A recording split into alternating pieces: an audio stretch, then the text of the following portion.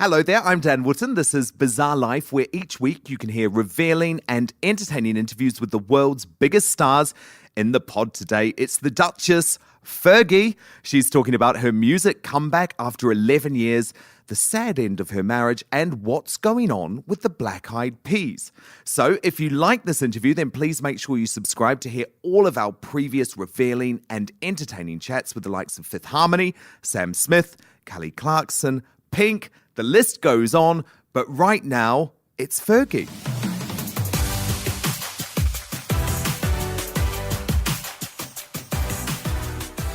Fergie, let's talk about your bizarre life. Yeah. Welcome to the podcast. Ooh, hi, how are you?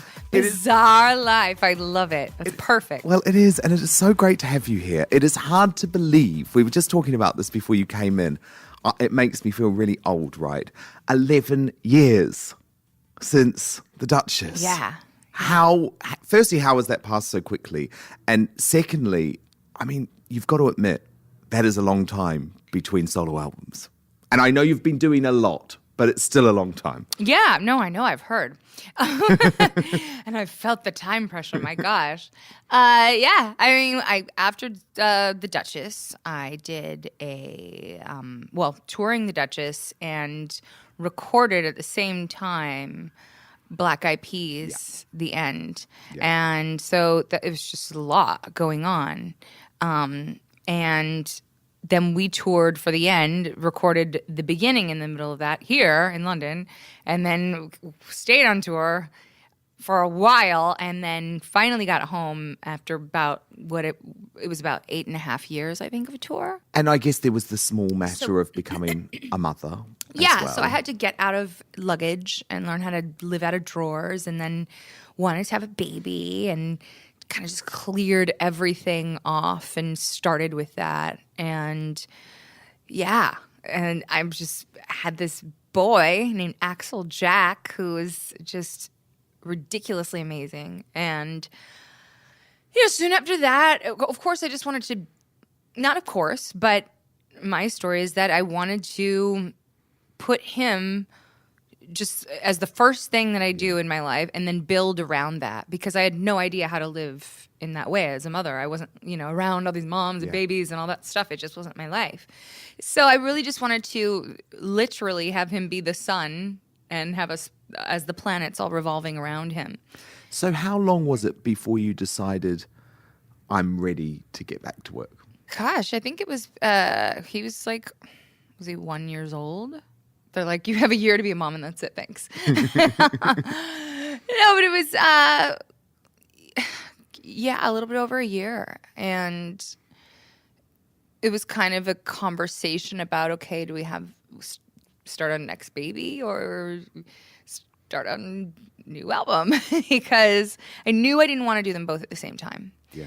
And I'm glad I did not, because it's too much. I just definitely think that a child is something you have to, I do anyways, have to focus and make sure that everything is padded around that child and make sure that's secure first and foremost, not put all the other pressures on top of having a second child and doing an album at the same time. That would just be ludicrous for me because of the way that I work.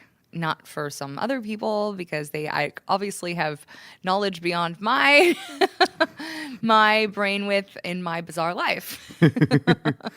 but yeah, so that's what happened, and starting to build around Axel. I started adding things, gym and going to the studio, and I remember crying a lot of times going to the studio because it was so hard to leave my kid. Yeah. And it was just this weird feeling I had never felt before in my life. I'm like, what is this mommy guilt? Like, what the hell is this? So it was quite awful sometimes. But so you felt bad about getting back to work? Horrible. Not the idea of it, but actually the idea was like, okay, great. You know what? How fun. This is going to be amazing. I have ideas saved up, years of of voice notes and digi recordings and fragments all over my journals, just of, little bursts of ideas that I would get, because this always just happens to me. I can't turn it off. It just comes when it comes. Yeah. And so I was excited. I was like, you know what? Okay. So Josh was actually the one who said, you know what, you should get back in the studio. Go, make some music. And we had no idea it would take this long. But I've never had a child and made an album before. Absolutely. I just kind of went go, go, go, go, go, go, go. And that's all I knew. And so this was a bit different.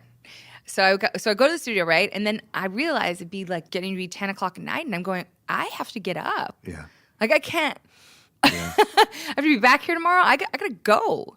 And it was hard sometimes because I'd be right in the middle of something. And it's like I had to learn how to do studio in shorter fragments, which was different than I'd ever done before. It was like, okay, we have 4 hours. Yeah. And we got to do this and hit it and quit it and then go. And sometimes you get in a vibe and it's really hard because it's, then if I wouldn't get sleep, then my voice is hoarse the next day. And it's like, because I'm going to get up. So it was this process that ended up taking a lot longer because you're having these shorter increments, so you have all the drive times, the studios and the traffic and the whole thing. So that I had it take quite a bit of time. Also, in between that, I thought I was going to be done with the album. I kept thinking I was going to be done. I thought when LA Love came out that I was going to go, be done with the album. Like, I was like, yes, let's release LA Love, and I'll just finish the album while we're, promoting it. I don't know what I was thinking. Just, way overreaching there. But so LA Love comes out, and I'm spending all my time like brainstorming for the video, this LA Love bus, the design of it, the performance, learning choreo, getting back in shape for that. Because it's a whole different thing. And performing in heels. So I wasn't wearing a lot of heels, running around the house with, of course. Little guy. Yeah. And so finally, and then I'm doing promotion, and then I'm going, and I'm a mom. So there's no time to finish the album in there. So then I'd already booked shows. Yeah. So then I'm traveling everywhere around doing these shows, going to Europe, going back, going to different places, thinking that I was going to have this album out. And meanwhile, now I'm rehearsing, learning dance steps. And they're like, where's the album? I'm like, are you kidding me? I got to learn, the words to nothing so I can, and videos. So I start shooting videos. I'm like, I'm going to be here for Wireless Fest. Let's shoot a video. I'm going to be...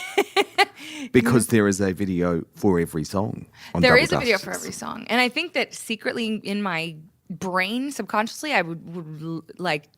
I've always wanted to do that because I see everything while I'm recording it and while I'm writing it. I just see it visually happen simultaneously. I see how I'm going to perform it or what the idea is for the video. So I've always, there are so many videos that I have in my head that I could have made videos for.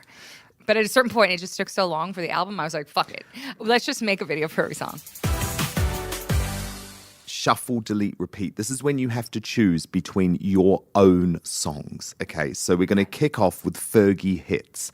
And we've got London Bridge. How come every time you come around my London Bridge wanna go down like London, Glamorous. glamorous, glamorous, ooh, And Big Girls Don't Cry.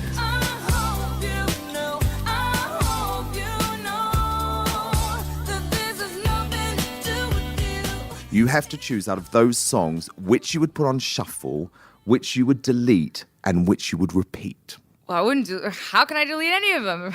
They were successes for me. They were. That's why it's such a tough game. I know. Okay. This is so hard. This is the hardest thing ever. It is cruel. It is cruel. See, because I'm. It depends what mood I'm in. Because I probably would put London Bridge on repeat. Do it by process of elimination. Because Which I would know. you shuffle? Probably Glamorous. Big Girls Don't Cry deleted, but that's okay because I would repeat that. Then we'll move on to Black Eyed Peas hits.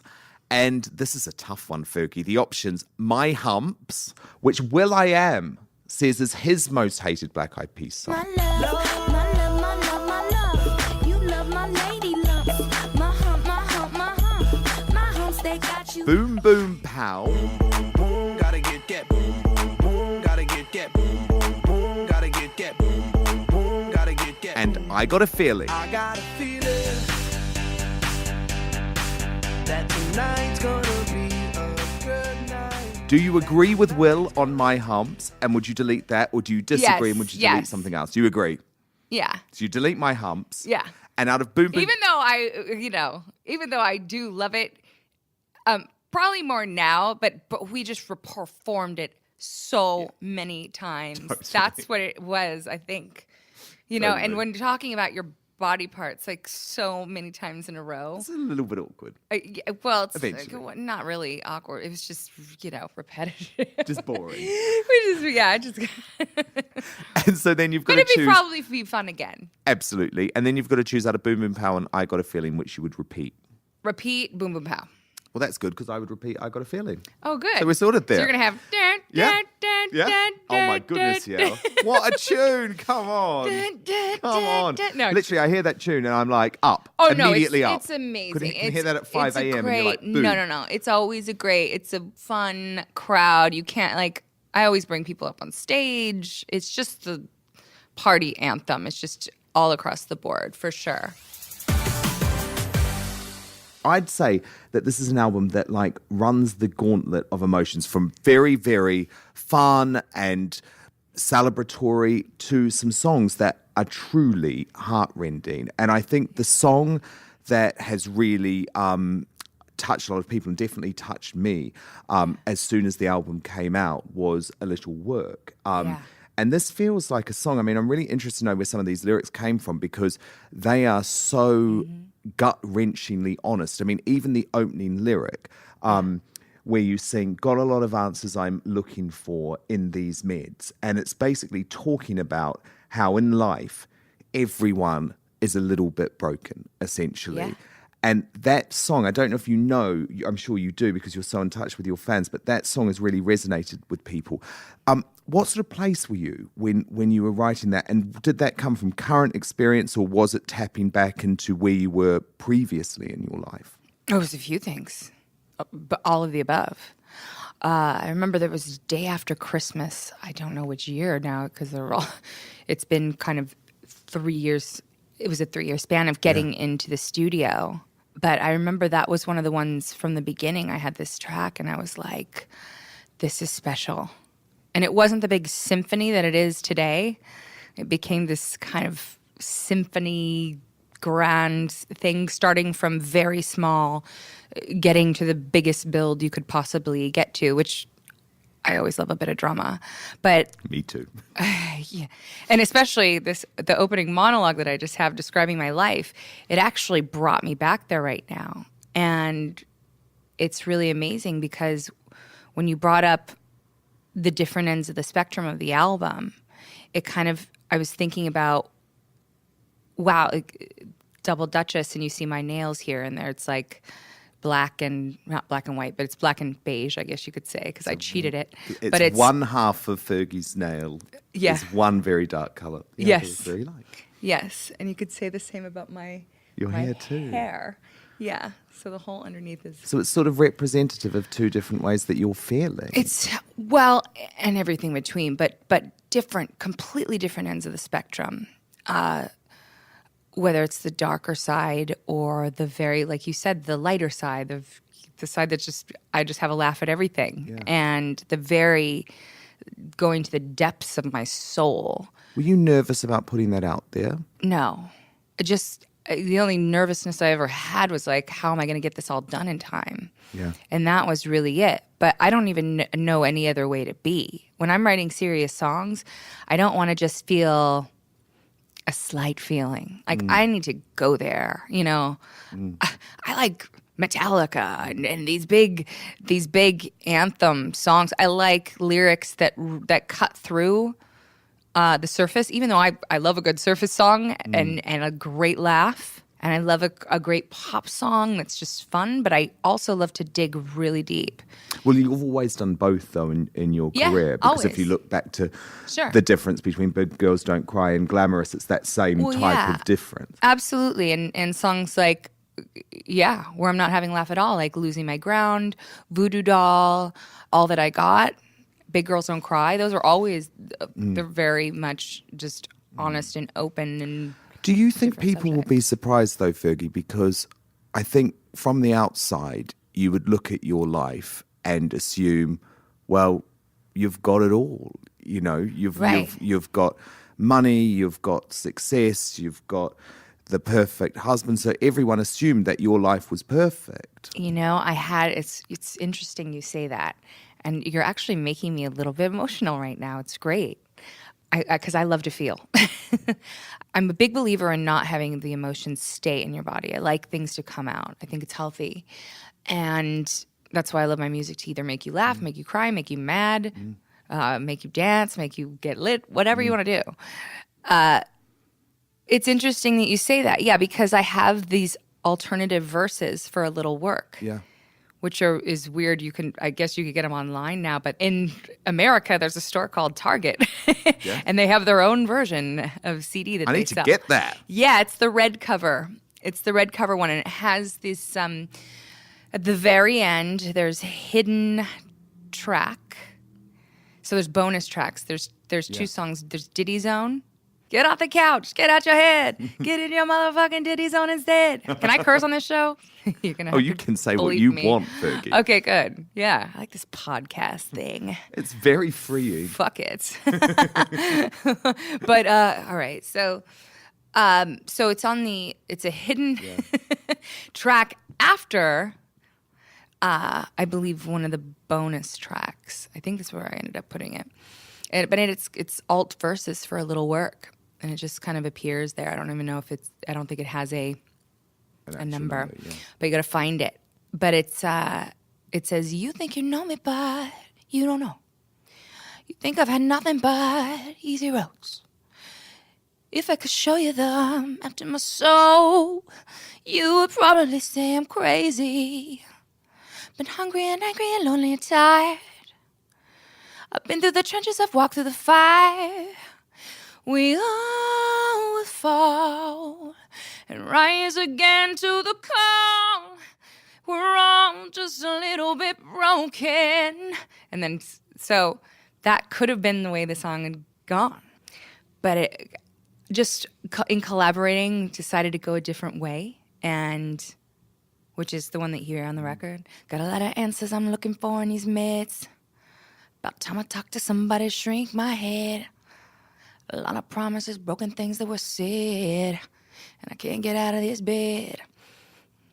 Got bruises on my heart, plenty scars on my mind. Got blisters under the Band-Aid over my life. Gonna rip it open and show the world what's there. Lord knows I'm not perfect. When everything around me starts to fall, I rise up again to the call. We're all just a little bit broken. And then you know the rest. So those are the two versions, which they're totally different, but completely Representative of the two sides. Yeah, completely just different thoughts about the same universal thought that we've all got things that are broken and imperfect, and we all have our weird little kinks, whatever it may be. Maybe your doubts and fears in your head that are always the self-doubt that keeps you from moving forward. It could be addiction. It could be actual toxic people in your life. It could be anything that's just negative or something that is under the umbrella of imperfect. It's there, but really the song builds to the triumph of overcoming whatever that is. Absolutely. Yeah. And the battle really to happiness that I think I found is really within your mind. I mean, there are also other factors, obviously, but no matter where you are in life, like just you think you know me, but you don't know. I mean, there's been times when I've been completely number one around the world, at the top, but in a hotel room just by myself, and it's too late to call anybody at home.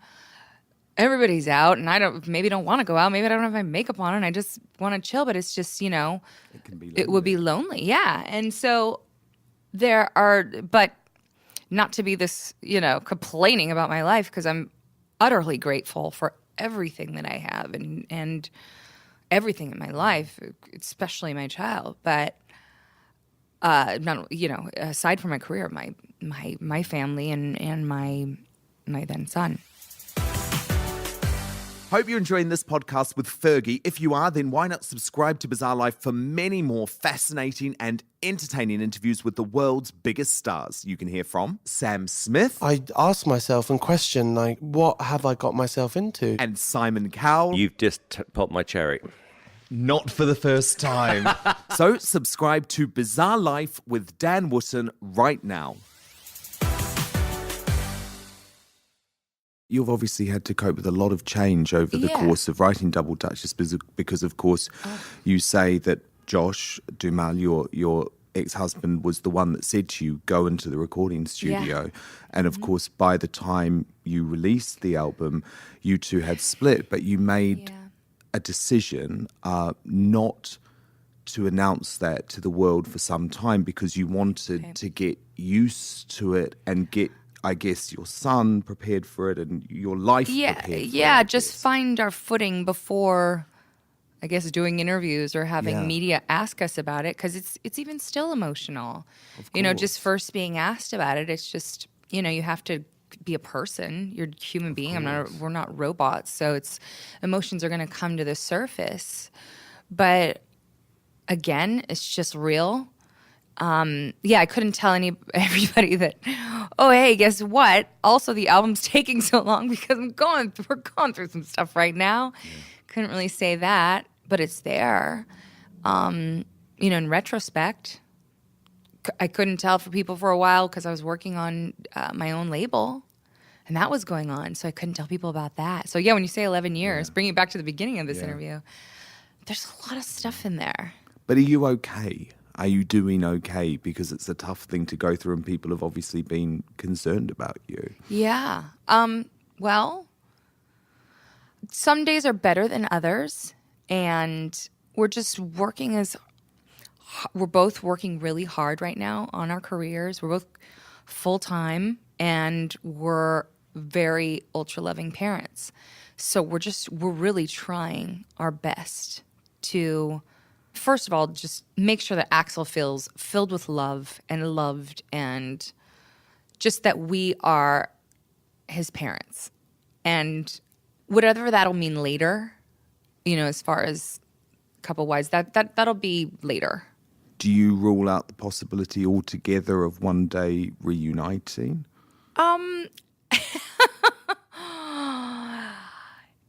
I say, you know what? So many things have happened in my life that I would never say never. But right now, we are not thinking in that direction. Sure, absolutely. Now, speaking of reuniting, Fergie, loads of confusion around the Black Eyed Peas. So let's clear it up, okay? Because why? Well, because there were these sort of why do we have to clear it up? Well, because it's so much fun every 3 to 4 months to have all these headlines. Well, look, it's just amazing. As a massive fan of the Black Eyed Peas, I just, what? I honestly just to stay relevant would plug those little things every few months to the media. Does it drive you mad? Just to keep my name in the news. Here's my view, okay? I don't like the Black Eyed Peas without Fergie, okay? Now, some people might, but I don't. So there's all of this talk about the Black Eyed Peas reuniting, and maybe Nicole Scherzinger was going to take over from you for a period. Yeah. Where is it at? Well, I don't know if it was. Head? I don't think it was taking over for me. I don't know. What was she going to do? Sort of sing, but I don't. I don't know. Okay. I know as much as you do, and in that sense. So, are you currently not in the Black Eyed Peas? I've never left the Black Eyed Peas. We've never broken up. No. Officially. No. I guess we're just on a break. No, I'm just kidding. But that was a Friends episode, right? That's what that's from. Yes. Okay. Famously. Rachel and Ross, right? Rachel. Yes. Who's Ross? Who's right, Rachel? Right. Will.i.am here? Right. They're going to be like, we were on a break. But no. Will.i.am did actually produce a couple of songs on your album. No, though. absolutely. So presumably you two still family, have a good relationship. Yeah. We are they're my work family. They're just, that's forever. I honestly, hey, I would have loved to be able to do my album in 1/10 of the time do a Black Eyed Peas album in that same time, tour both, have another child, and amongst other things. So, there's just not enough hours in the day. Yes. And so I just want to stay somewhat sane. Maybe not all the way sane, because I don't know if I would like that, but just somewhat. Yeah. It's good for me. Yeah. And so that's really, I think, what it boils down to. And there are people who love to make music. So what am I supposed to do? I love that. Whoever makes music. It might happen one day. Sure. Well, that's exciting. Yeah. I just don't, I can't, and nor would I ever want to tell anybody who makes music to not make music. And what am I going to say? Don't perform. Like, if you want to perform, you should perform.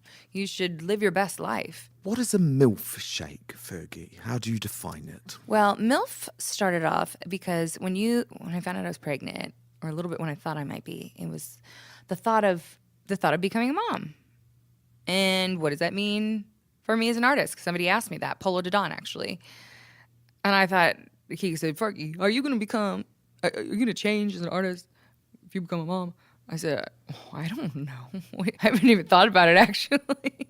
MILF is something, it's when you're becoming a mom or a mom, it's kind of a flattering, even though it started off, as a section of a, adult film or the words that were said in a certain movie. Yeah.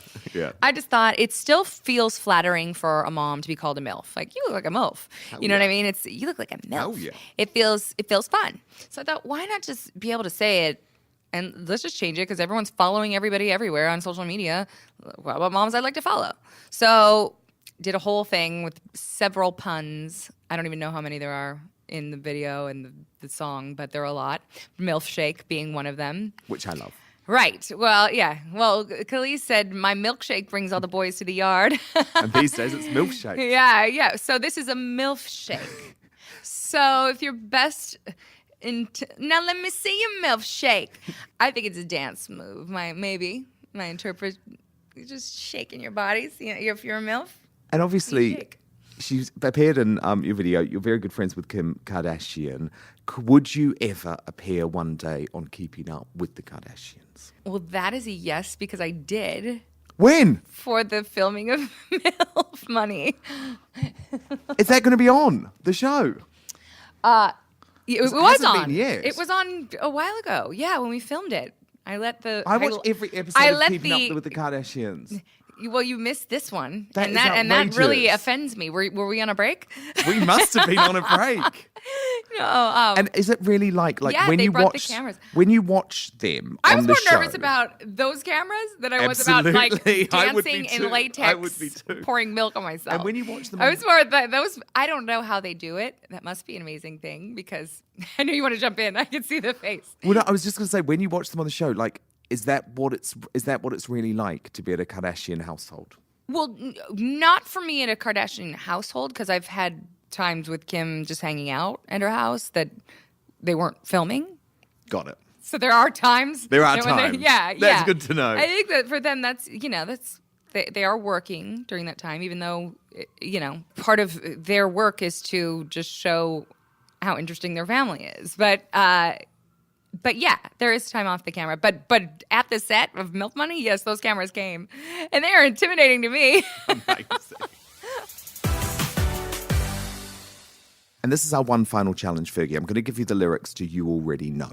Okay, you may know them off by heart, but just in case you don't, which was your last single here, which I've been singing all day, by the way. And this is our accent challenge. So I'm going to get you to read these lyrics and kick off in your own Fergie style, but then I'm going to throw a few different accents at you, and we're going to test you out and see if you can transform into that accent. How are you usually at accents, good or bad? Oh, it's bad. I think Excellent. I love going into it, this is gonna but be they're fun, all then. over the map. This is going to be fun then. What's your accent? New Zealand. I thought so. Which is quite hard to do. It is. So I won't give that to you. I'm trying to listen to you right now to see if I can get it. Okay, so kick off. Life's a movie, let the camera roll. Fast life moving, ain't no going slow. French. That's right, baby. You already know. You already know. Russian. Already.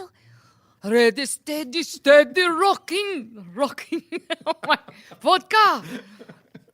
Let it go, get rolled. I just can't hold back and forth because I'm the girl with soul. And Australian. And control and effect. So what the heck? Rock the discotheque. Because this groove is the next. Tease on the camera. Freeze while I animate. I'm mature. I'm a laminate. Oh, Fergie, I could listen to you all day. That was horrible. You are That was amazing. the worst version of that song. Oh my goodness, Fergie. I have enjoyed this so much. I know, you just I feel want like, just like your album, I feel like we've covered the emotional gauntlet today. Totally. From very upsetting to very very fun. up to very down. I got, emotional, thoughtful. Can I just make a deal with you, though? Can we not leave it 11 years till album 3, please, God? I think she has to be the most famous Fergie in all of the world now, even the most famous Fergie in the UK, because, you know what, the Duchess of York, she's a little bit over these days. So thank you so much for the only Fergie I want on this podcast. Appreciate that. Now, if you enjoyed that interview, and I really hope you did, then you can subscribe to Bizarre Life right now to hear all of our previous interviews. So many huge names there. Kelly Clarkson last week. Well, that caused a big stir, didn't it? So just subscribe to Bizarre Life in your favourite podcast provider now. Lots of feedback coming in on the previous chats as well. So please do make sure you send that to me on my Twitter at Dan Wootton, or you can search for me on Facebook. I love to hear from you. Lots of reaction to the Charlie Puth podcast, where he revealed that, yes, he had a falling out with Justin Bieber over Selena Gomez, but they'd made up now. So you can imagine on Twitter, this sent everyone wild, especially Justin Bieber fans. So at Cardinal Vandio, she actually said it was most probably Charlie's resentment towards Justin Bieber over Selena. Puth wanted her, she did not. You don't put out an insult without a reason. Interesting. And at Gran Honey said he was just being a dick. Who's Selena talking to now? And of course, that's reference to the fact that Selena is now back with Justin. I think Charlie's okay, though. He's doing fine. As he told us, he's moved on.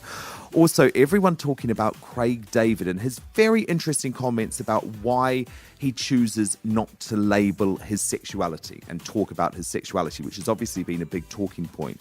Johnny Billy Mills on Facebook said he was still none the wiser as to whether he is straight, bi or gay. To be honest, Johnny, I think that's maybe the point that Craig was trying to make. But David Ward, he's convinced as to what side of the fence Craig's on. He said he's had more birds than Bill Oddie, but who really cares? It's 2017. And of course, one of my favourite podcasts, really recommend you listen back to Celine Dion, who spoke for the first time in detail about the death of her husband. And still so many comments coming in about that. At Casey211 on Twitter says, she was a one-man woman and he was the perfect man for her. Love like this doesn't always happen. They were blessed. Alice Dobby said she is to be commended for how she dealt with losing her lifetime partner. And Nicola Watson, thank you so much for writing, Nicola. She says, I'm going through the same, and listening to this has given me the strength for me and our children. They are beautiful angels. Nicola, I really hope you're okay. And I think some of Celine's advice, and actually very practical advice about things that she says to the kids and the way that she keeps Renee in the kids' life. Look, all I can say is I hope it gives you some type of solace during this terrible time for you. So I would say we cover the full range of topics here on Bizarre Life. So do please send me your feedback. Make sure you subscribe. So many previous great interviews over the last few weeks. Kelly Clarkson, as I mentioned, but also Sam Smith having a huge album at the moment. Pink, one of the biggest albums for Christmas, talking all about her marriage as well and how she keeps it fresh. So just search for Bizarre Life with Dan Wootton right now. And we will be back next week with another very exciting guest. But for now, a big thank you to Fergie and a big thank you to you for listening.